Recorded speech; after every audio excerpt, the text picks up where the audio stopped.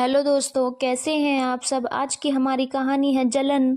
अगर अच्छी लगे तो चैनल को लाइक शेयर और सब्सक्राइब करना ना भूलें। ये क्या, अभी तो मैं गैस धीमी करके गई थी और ये किसने तेज कर दी। सब्जी ही जल गई।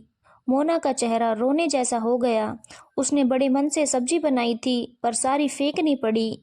वो दूसरी सब्जी बनाने ही जा रही थी कि सास हेमा जी की आवाज़ कानों में पड़ी। मोना, खाना लगा दे, मुझे भूख लग रही है। डायबिटीज़ की दवाई ले ली है और अब खाना जरूरी है। मोना का चेहरा सफ़ेद पड़ गया। वो सहमते हुए बोली, मम्मी जी, सब्जी तो जल गई। मैं आपको सुबह की सब्जी और थोड़ा सा अचार दे देती हूँ ताकि आप समय पर खाना खा सकें। हेमा जी कुछ बोलने वाली थी कि तभी बड़ी बहू बीना आ गई। ये क्या कर दिया तुमने, सब्जी जला दी। इतनी महंगाई में तुम खाना कैसे बर्बाद कर सकती हो। ध्यान कहाँ रहता है तुम्हारा।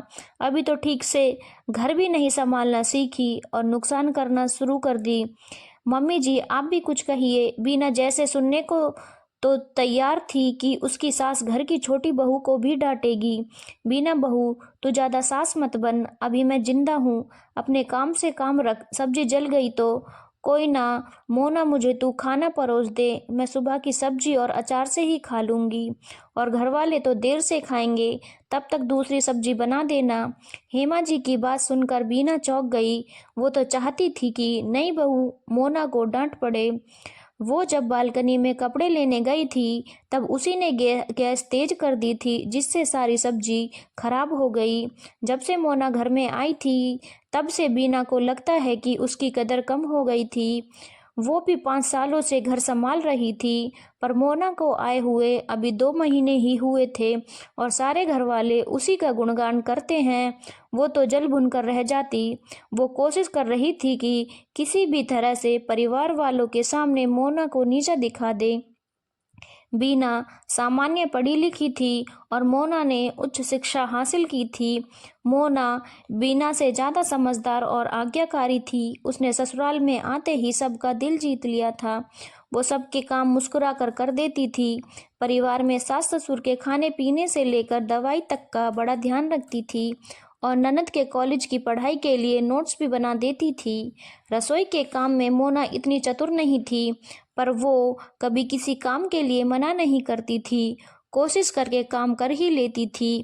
बीना को यही बात चुभती थी कि उसके सास ससुर ननद सब मोना की ही तारीफ करते थे और उसी के गुणगान करते हैं, जैसे उसने तो कभी परिवार के लिए कुछ किया ही नहीं हो। बीना की एक 3 साल की बेटी भी है।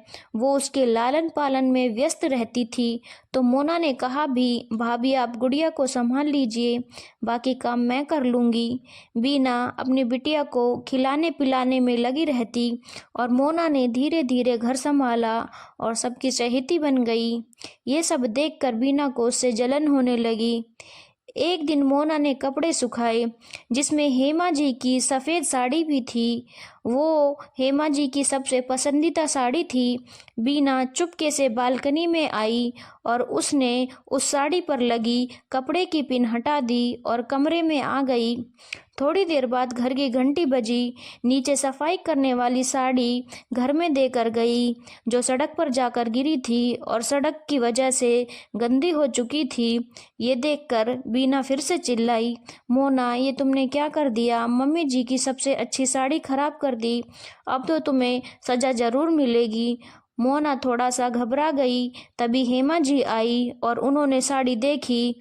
मोना को उसके कमरे में भेज दिया और बीना को अपने कमरे में बुलाकर दरवाज़ा बंद कर दिया। बीना हैरान थी। सजा तो मोना को मिलनी थी, सासू माँ ने मुझे क्यों बुलाया। बीना बहू, तू घर की बड़ी बहू है और तुझे ये सब काम शोभा नहीं देते।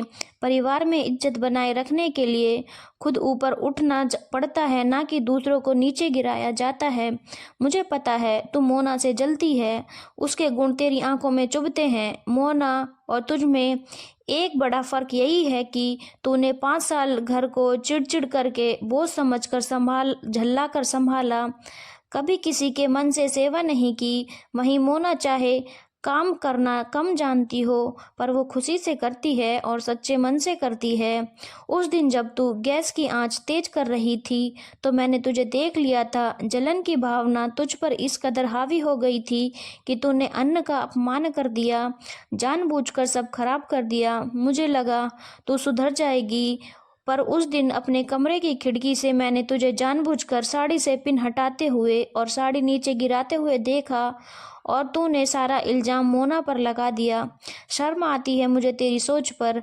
अपनी ही देवरानी से जलती है, उसे सबकी आंखों में नीचे गिराना चाहती है। वो तो तुझे अपनी बड़ी बहन की तरह मानती है। मैं उसके सामने भी तुझे डांट सकती थी, पर फिर उसकी नज़रों में तेरा सम्मान कम हो जाता, इसीलिए मैंने कमरे में बुलाया। परिवार के सदस्यों में आपस में जलन की भावना हो तो परिवार में प्रेम नहीं रह सकता, वो घर बिखर कर रह जाता है। तुम दोनों मिलकर घर संभालो। जिस तरह मेरे दोनों बेटे मिलकर दुकान संभाल रहे हैं, उस तरह तुम घर मिलकर क्यों नहीं संभाल सकती? वो तुझे बड़ी बहन समझती है तो तू क्यों उसे छोटी बहन नहीं समझ सकती? अच्छी भावना से नए रिश्ते की शुरुआत करेगी तो सब कुछ अच्छा ही होगा। वो तेरा काम कर भी लेती है ताकि गुड़िया की अच्छी तरह के तरीके से देखभाल हो सके, फिर भी तू वह उससे जलती है। ये तो बहुत ही खराब है। अपनी सासू माँ की बात सुनकर बीना का चेहरा फीका पड़ गया। उसने माफ़ी मांग ली और कहा वो फिर से ऐसा कभी नहीं करेगी। मोना के आते ही रोज उसकी तारीफें होती थी, उससे मैं अपने आप को असुरक्षित महसूस करने लगी थी, पर अब ऐसा नहीं होगा। कमरे से निकलकर बीना की सोच बदल गई थी। जलन की भावना प्यार की भावना में बदल गई थी और अब वो मोना को मन से छोटी बहन मानने लगी थी। हेमा जी की समझदारी से देवरानी और जेठानी मिलकर प्यार से घर चलाने लगी। धन्यवाद दोस्तों। अगर आपको कहानी अच्छी लगी हो तो चैनल को लाइक, शेयर और सब्सक्राइब करना ना भूलें।